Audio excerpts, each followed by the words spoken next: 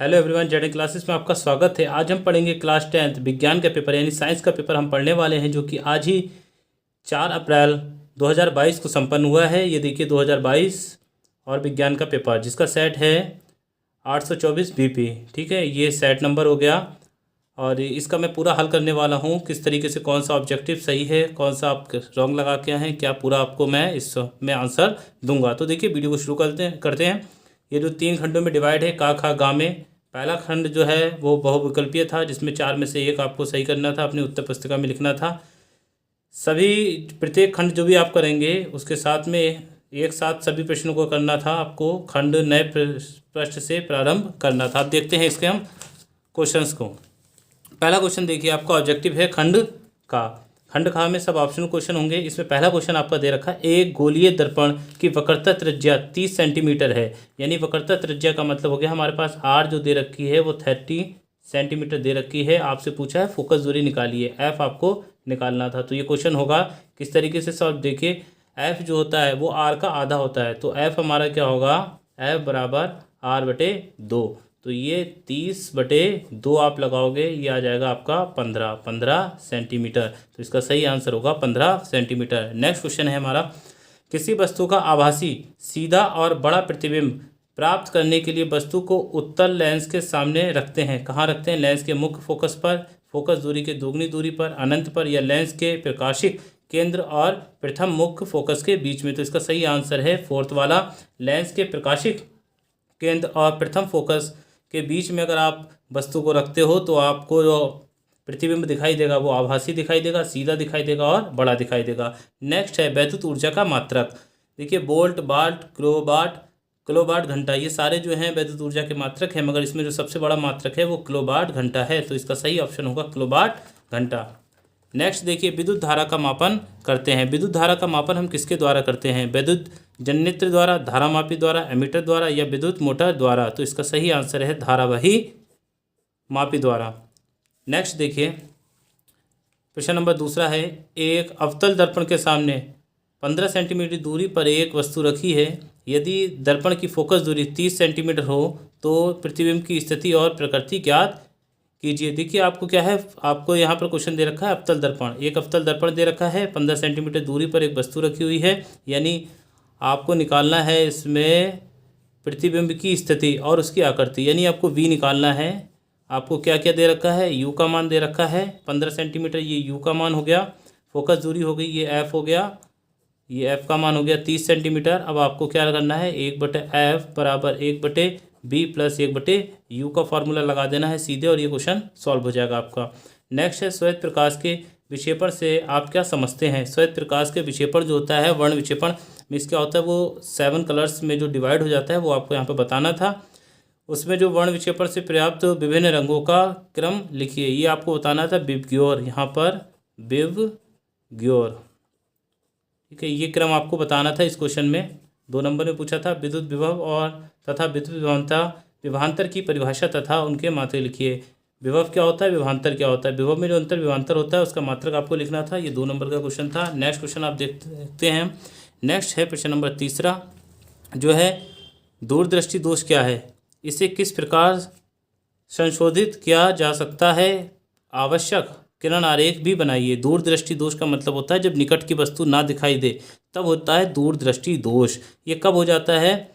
जब क्या होता है, रेटिना पे जो हमारा इमेज बनना चाहिए वो उस पर ना बन के, ठीक है, दूसरी जगह बनने लगता है, तब दूरदृष्टि दोष हो जाता है। इसको सही करने के लिए हम उत्तल लेंस का उपयोग करते हैं। उत्तल लेंस इसके सामने रख देते हैं। इसके लिए आपको एक इमेज बनाना था, आग का डायग्राम बनाना था। आग का डायग्राम बना के और उसके आगे आपको उत्तल लेंस इस तरीके से दिखाना था जिससे कि इमेज यहाँ पर रेटिना पे बने। नेक्स्ट क्वेश्चन है, एक वस्तु 10 सेंटीमीटर फोकस दूरी के किसी अभिसारी लेंस से 25 सेंटीमीटर दूरी पर रखी है। किरण आरेख खींचकर बनने वाले प्रतिबिंब की स्थिति तथा प्रकृति ज्ञात कीजिए। बहुत सिंपल क्वेश्चन हो गया। देखिए यहाँ पर क्या फोकस दूरी दे रखी है, एक वस्तु 10 सेंटीमीटर फोकस दूरी के, यानी जो फोकस दूरी है एफ का मान 10 सेंटीमीटर दे रखा। अभिसारी है यानी कि यहाँ बात कर रहे हैं उत्तल लेंस की, और लेंस से 25 सेंटीमीटर दूर पर रखी हुई है, यानी यू का मान हो गया 25 सेंटीमीटर। आपको एफ भी मिल गया, यू भी मिल गया, वी निकालना है। एफ भी मिल गया हमें, आपको वी निकालना है, और यू का भी मान हमें दे रखा है। इसमें एक वस्तु 10 सेंटीमीटर फोकस दूरी, तो ये 10 सेंटीमीटर इसकी फोकस दूरी होगी, 25 सेंटीमीटर दूर रखी हुई है, आप V से निकाल लोगे। नेक्स्ट क्वेश्चन दे रखा है, एक तार के सिरों पर 1.5 वोल्ट विभवांतर लगाने पर 0.5 एम्पियर विद्युत धारा प्रवाहित होती है। यदि तार की लंबाई 3 मीटर और अनुप्रस्थ काट 6 × 10⁻⁶ मीटर स्क्वायर हो तो इसकी प्रतिरोधकता की गणना कीजिए। यानी आपको यहाँ पर विशिष्ट प्रतिरोध यानी रो निकालना है। नेक्स्ट छोटा सा डेरिवेशन है, एक 3 प्रतिरोध R1, R2 तथा R3 परस्पर समांतर क्रम में जुड़े हैं। इनके तुल्य प्रतिरोध के लिए व्यंजक प्राप्त कीजिए। यानी आपको निकालना है 1/R बराबर 1/R1 plus 1/R2 plus 1/R3 ये आपको इसमें निकालना था, ये प्रूफ करना था। नेक्स्ट क्वेश्चन देखते हैं हम। नेक्स्ट क्वेश्चन है हमारा प्रश्न नंबर 4, नामांकित आरेख खींचकर किसी वैद्युत मोटर का सिद्धांत एवं कार्य विधि स्पष्ट कीजिए। देखिए मैं आपको सारे क्वेश्चंस पहले ही बता चुका था, इससे पहले जो मैंने वीडियो आपको अपलोड की थी वो अगर आप देख लेते तो शायद मेरे हिसाब से आपके अबव 90% से मार्क्स आने चाहिए थे, क्योंकि ये सारे क्वेश्चंस मैं आपको ऑलरेडी पहले वीडियो में बता चुका था कि ये सारे मोस्ट इंपॉर्टेंट क्वेश्चंस हैं। जिन्होंने देखा होगा उनका पेपर बहुत बेहतर रहा होगा। अब देखिए मोटर का मैं पहले ही बता चुका था, और इससे पहले जो ऑब्जेक्टिव जैसे दूरदृष्टि दोष है या ये डेरिवेशन है, ये सारे मैं ऑलरेडी आपको बता चुका था। अगर आप ये विद्युत मोटर का कर दीजिए, ये नहीं आता आपकी क्रियाविधि, तो अथवा में हमारे पास ऑप्शन था 2 बल्ब जिनमें एक पर 100 वाट 220 वोल्ट तथा दूसरे पर 60 वाट और 220 वोल्ट अंकित है। विद्युत आपूर्ति 220 वोल्ट के साथ समांतर क्रम में जुड़े हैं। विद्युत मेंस में कितनी धारा ली जाएगी, आपको इसमें I का मान निकालना था। प्रत्येक बल्ब का प्रतिरोध, उनका तुल्य प्रतिरोध तथा उनसे ली गई अलग अलग धारा का मान बताइए। I का मान आपको बताना था। नेक्स्ट क्वेश्चन देखिए। अब यहाँ से खंड शुरू हो जाता है, खंड खा में क्या है, पहला क्वेश्चन है कार्बन परमाणु की संयुक्ता कितनी है, तो कार्बन परमाणु की संयुक्ता होती है 4। नेक्स्ट क्वेश्चन है कैल्शियम फॉस्फेट का सूत्र है। कैल्शियम फॉस्फेट का हमें सूत्र बताना था, ये होता है CaPO3 का होल ट्वाइस। नेक्स्ट देखिए रासायनिक समीकरण एक दे रखी है BaCl2 प्लस H2SO4 और इससे बन गया है BaSO4 और 2HCl। देखिए ये क्या है, योगात्मक है, निराकरण है, अवक्षेपण है या इनमें से कोई नहीं। योगात्मक में होता है जुड़ना, देखिए जुड़ नहीं रहे हैं। निराकरण में होता है टूट के निकलना, टूट के भी नहीं निकलना है। अवक्षेपण में होता है नीचे बैठना, नीचे भी नहीं बैठ रहे हैं। इनमें से कोई नहीं, तो इसका सही आंसर होगा इनमें से कोई नहीं, क्योंकि यहाँ पर हो रहा है द्विविस्थापन।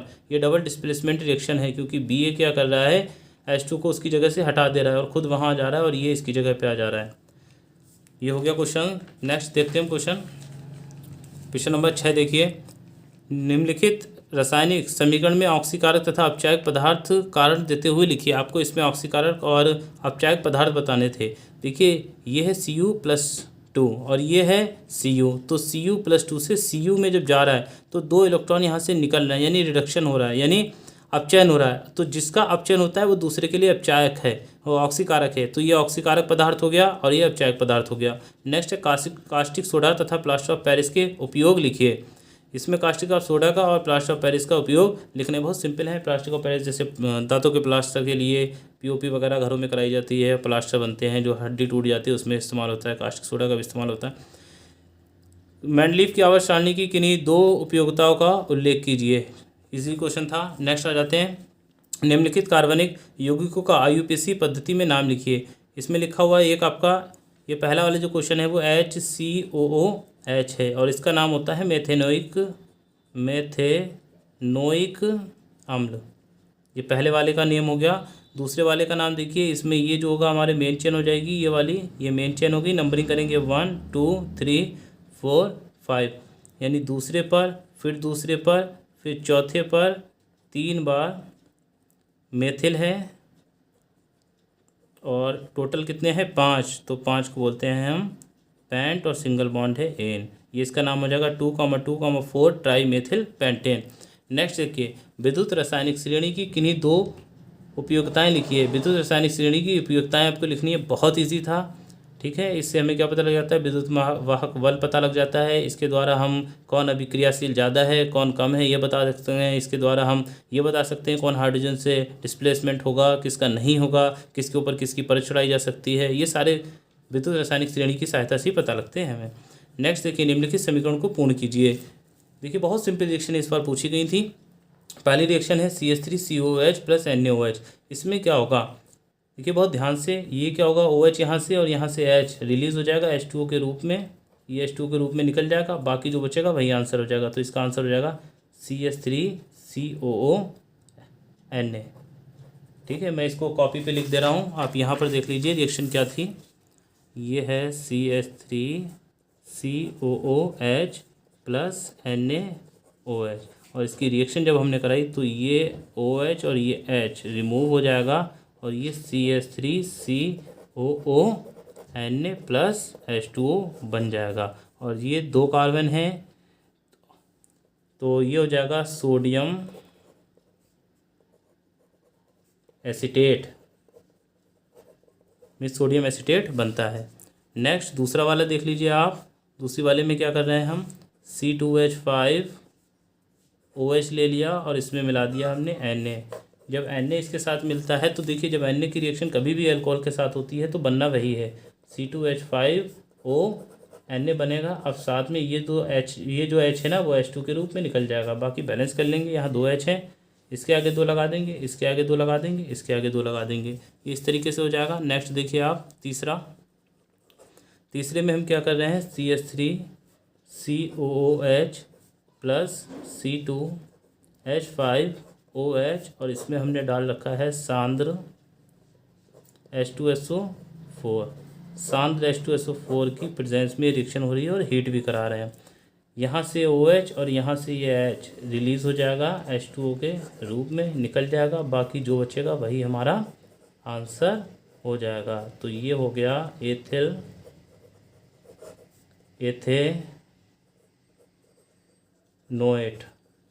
एथेनोएट बनेगा हमारा। ठीक है, नेक्स्ट देखते हैं।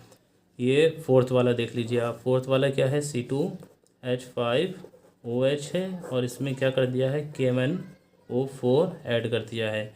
KMnO4 एक ऑक्सीकारक है तो इसे ऑक्सीकरण करेगा इसका, तो ये बन जाएगा CH3CHO, जो कि यहीं नहीं रुकेगा, प्रबल ऑक्सीकारक होता है, फिर एक बार इसका ऑक्सीकरण हो जाएगा, फिर एक बार इसका ऑक्सीकरण हो जाएगा और ये कन्वर्ट हो जाएगा CH3COOH, यानी इसका बन जाएगा एथेनोइक एसिड। ये इसका आंसर होगा, इसीलिए 2 नंबर में दे रखा है क्योंकि ये 2 स्टेप में हो रहा है। नेक्स्ट जो है 5वां, वो देखिए आप क्या है, C2H5OH और ये H2SO4 दे रखा है और इसको हम क्या कर रहे हैं, गर्म कर रहे हैं। जब H2SO4 की प्रेजेंस में इसको गर्म कराया जाता है तब क्या होगा वो देखिए आप। C2H5 है हमारे पास, OH है, सबसे पहले क्या होगा, यहाँ से एक H टूटेगा, यहाँ से OH रिलीज़ हो जाएगा और क्या बन जाएगा, ये बनेगा C2H5.HSO4 और यहाँ से जल निकल जाएगा। फिर ये जो चीज़ है ना इसको फिर से उठा लीजिए आप, C2H5.HSO4 और फिर से क्या होगा, इसको गर्म कराएंगे जब हम 140 डिग्री सेल्सियस पर जब इसको गर्म कराया जाता है, किसके साथ में, इसमें हम दूसरा फिर से मिला देंगे एथिल अल्कोहल C2H5OH।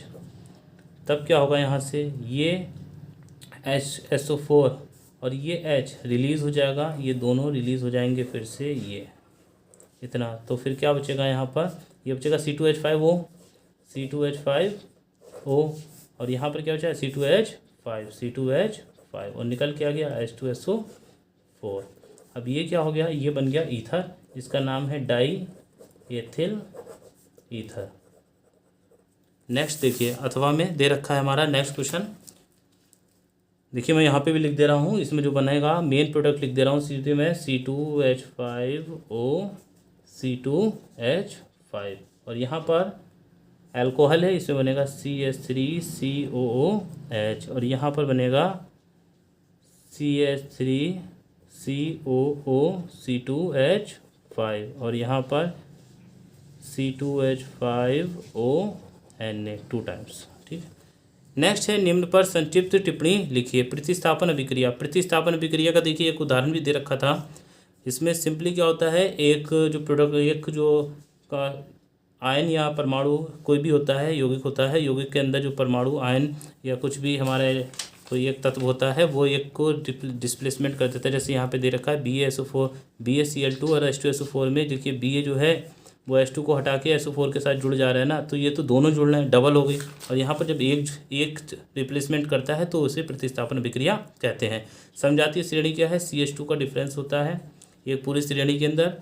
और जैसे मेथेन, एथेन, प्रोपेन, ब्यूटेन या कोई फंक्शनल ग्रुप सेम रहे, CH2 का डिफरेंस होता है, वो समजातीय श्रेणी हो जाती है। दहन अभिक्रिया क्या होती है? सिंपल है, एस्टीकरण का उदाहरण देखिए, ये दे रखा है आपको, ये एस्टीकरण कहलाता है। यही रिएक्शन आपको ये इसमें लिखनी थी। ये थर्ड वाली जो रिएक्शन है वो एस्टीकरण का है। एस्टीकरण, ये एस्टर का फॉर्मेशन हो रहा था। नेक्स्ट आ जाइए, अब शुरू हो जाते हैं खंडगा। खंडगा जो है वो है आपका बायो से। इसमें पहला क्वेश्चन दे रखा है, क्लोरोफिल अवशोषित करता है जल, खनिज लवण, प्रकाश, ऊर्जा और ऑक्सीजन।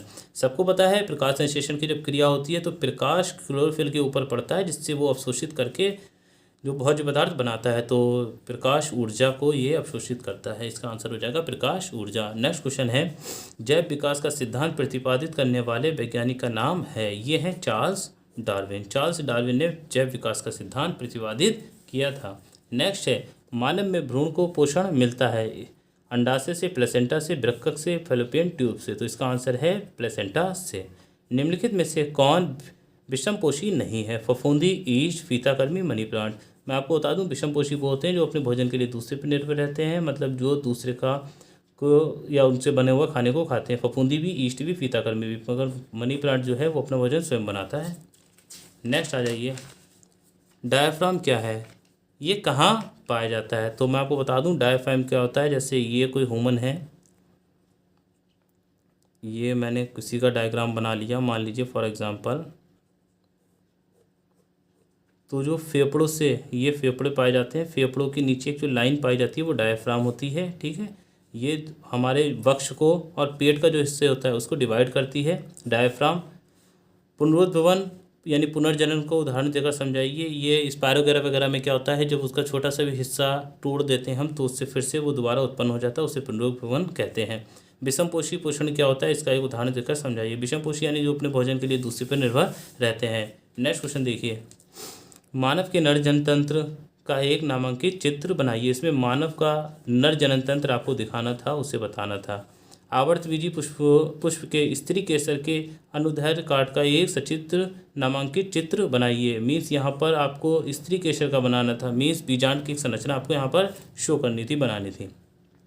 किन्हीं दो पर संक्षिप्त टिप्पणी लिखिए। एक है नेफ्रॉन, जो कि वृक्काणु की जो है वो इकाई है, ये किडनी में पाए जाते हैं नेफ्रॉन, वो आपको बनाना था और उसकी डायग्राम बना दी देते और साथ में उसके बारे में भी लिख देते।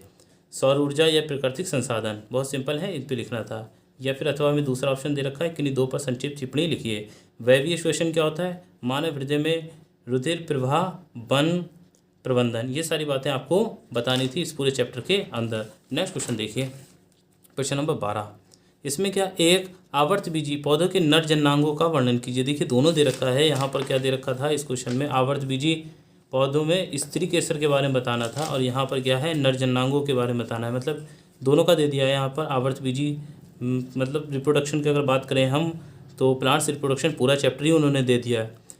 यहाँ पर नर जननांगों की बात कर रहे हैं तो यहाँ पर आपको परागकण परागकोश के बारे में दिखाना था पूरा।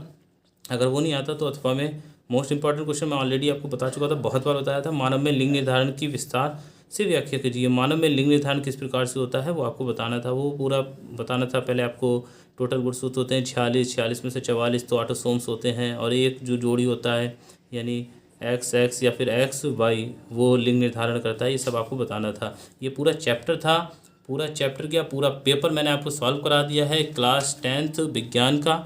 मैंने पहले भी जो वीडियो बनाई थी उससे लगभग 90% से ऊपर क्वेश्चंस इसमें बोर्ड में आपके मिले हैं और मैं उम्मीद करता हूं जो नेक्स्ट वीडियो मैं आपको प्रोवाइड करूं उसमें भी आपके 90% से ऊपर क्वेश्चंस आपको मिले और आप ज़्यादा से ज़्यादा नंबर से पास हों। यदि आपको ये वीडियो अच्छी लगी तो वीडियो को लाइक और शेयर करना ना भूलें और चैनल को सब्सक्राइब ज़रूर करें। Thank you.